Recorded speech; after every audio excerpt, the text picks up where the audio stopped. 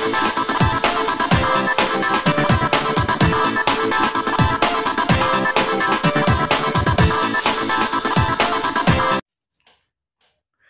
selamat pagi. Jumpa lagi kita dengan Cak Ompong. Bagaimana Bapak Ibu sekalian serta para sohibulane, tentu dalam keadaan baik. Oke, hasil diskusi pengamat politik warung kopi itu menelurkan satu judul, yaitu Anies menelikung, AHY terkungkung. Kenapa Anies menelikung? Ya, pada saat pendeklarasian Anies sebagai capres Nasdem itu Bang Surya Paloh mengeluarkan statement cawapresnya itu diserahkan kepada seorang Anies. Ya, tapi tidak cek kosong begitu saja. Ya, dalam perjalanannya Nasdem juga ya berpikir dan membuat strategi sehingga strategi itu disampaikanlah kepada seorang Anies.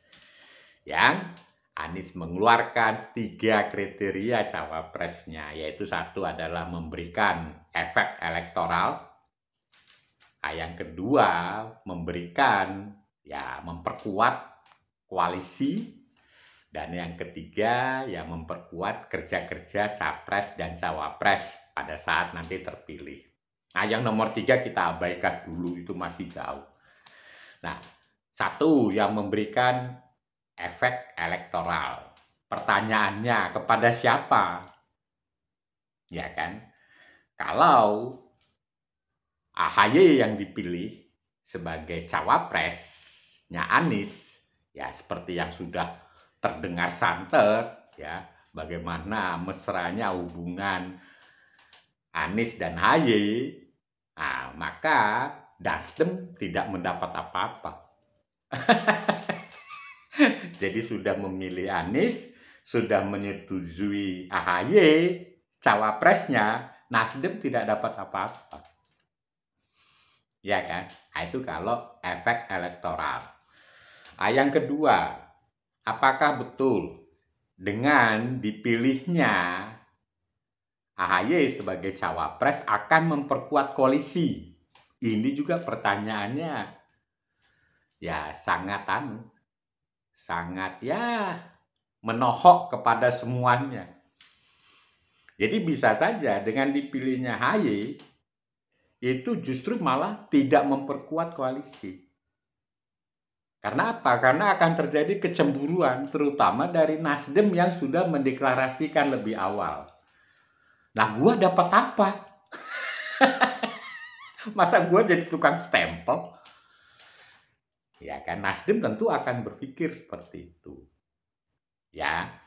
Nah, jadi memang cawapresnya Anies itu akan tarik-menarik. Capres Anies saja itu sebetulnya sudah menjadi tarik-menarik. Artinya, Nasdem itu dalam posisi mengalah mendeklarasikan seorang Anies. Dalam tanda kutip mengalah.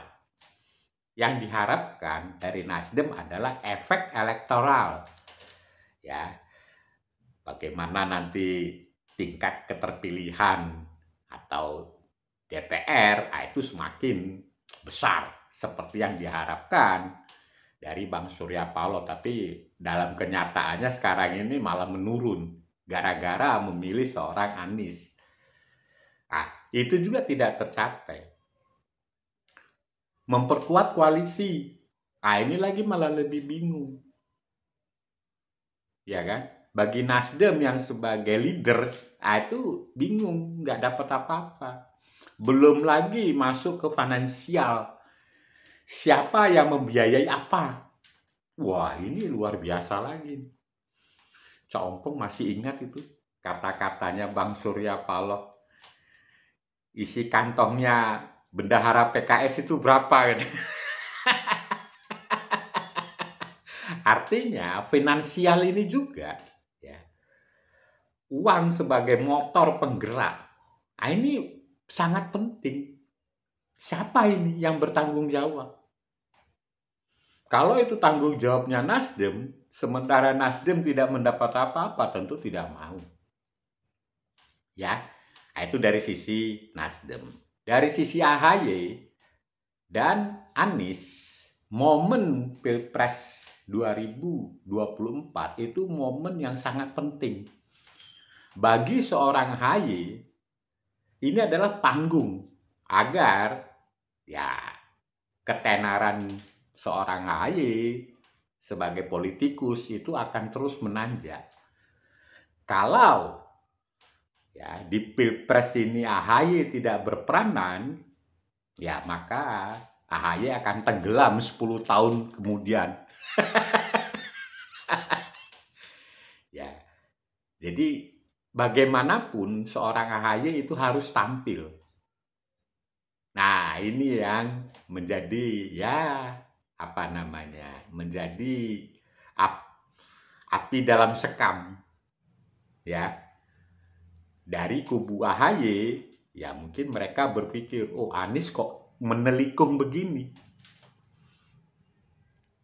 Dari kubu AHY.